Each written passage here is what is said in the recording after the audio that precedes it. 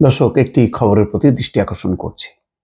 মামলায় নাম না দিতে বিএনপির সাথে আওয়ামী লীগ নেতাদের গোপন বৈঠক। সিরাজগঞ্জ প্রতিনিধির একটি রিপোর্ট।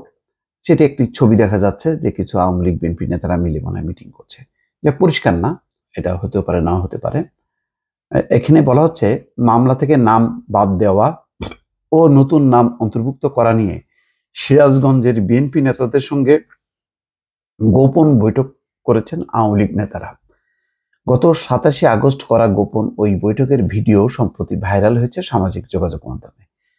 সলঙ্গা থানার রামারচর এলাকার রয়্যাল রূপালী হোটেলে এই বৈঠক অনুষ্ঠিত হয়।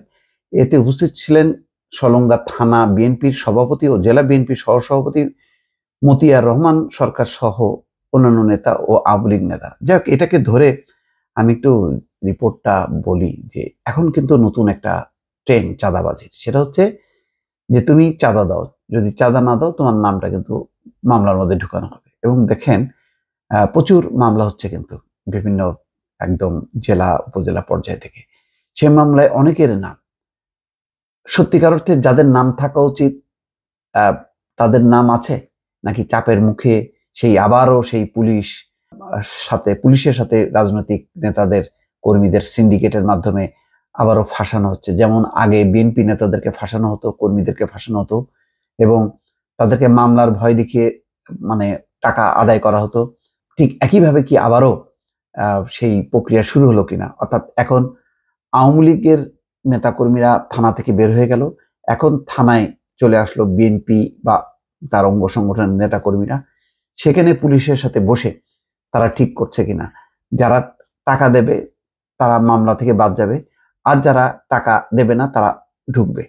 এই প্রক্রিয়াটা হলো কিনা এটা আমি আজকে এটি বলবো না যে আমার কাছে যথেষ্ট পরিমাণ তথ্য প্রমাণ আছে, কিন্তু বিভিন্ন জায়গা থেকে কিন্তু এমন অভিযোগটা আসছে। নিশ্চয়ই আমি ধারণা করি বিএনপি নেতারাও শুনেছেন যে একদম তৃণমূল পর্যায়ে, জেলা উপজেলা পর্যায়ে মামলাবাজি চলছে। মামলাবাজির অর্থটা হলো যে মামলা নাম দেবো তোমার, তুমি যদি টাকা দাও তাহলে বাঁচবা, আর টাকা না দিলে ফাঁসবা।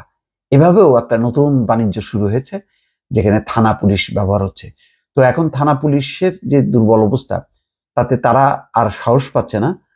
সেখানে পাশে এসে যদি দাঁড়ায় এখন বিএনপি, জামাত বা যারা এখন শেখ হাসিনার পতনের জন্য যারা সক্রিয় ছিল, যাদের অভ্যুত্থানের মধ্য দিয়ে শেখ হাসিনার পতন ঘটেছে, সেই তারা ক্ষমতা এখন না থাকলেও তাদের ছায়া সরকারই তো এখন ক্ষমতায়, ডক্টর ইউনূস। সুতরাং এখানে তো ডক্টর ইউনূসদের কোনো দল নেই, মাঠে দল আছে বিএনপি, জামাত, এবং তাদেরকেই এখন সরকারি দল হিসেবেই গণ্য করছে পুলিশ, প্রশাসন এবং সাধারণ মানুষ। সুতরাং এই সুযোগ নিয়ে এখন নতুন করে কি মামলায় ঢুকানো, মামলায় নাম না রাখা, এই নতুন বাণিজ্য হলো কিনা আমার যথেষ্ট সন্দেহ হয়। এবং এই ধরনের কিছু তথ্য পাওয়া যাচ্ছে এবং সিরাজগঞ্জের এই রিপোর্টের আলোকে আমার কাছে মনে হচ্ছে বিষয়টি একেবারেই অমূলক নয়। দর্শক, ভালো থাকবেন। আল্লাহ হাফেজ।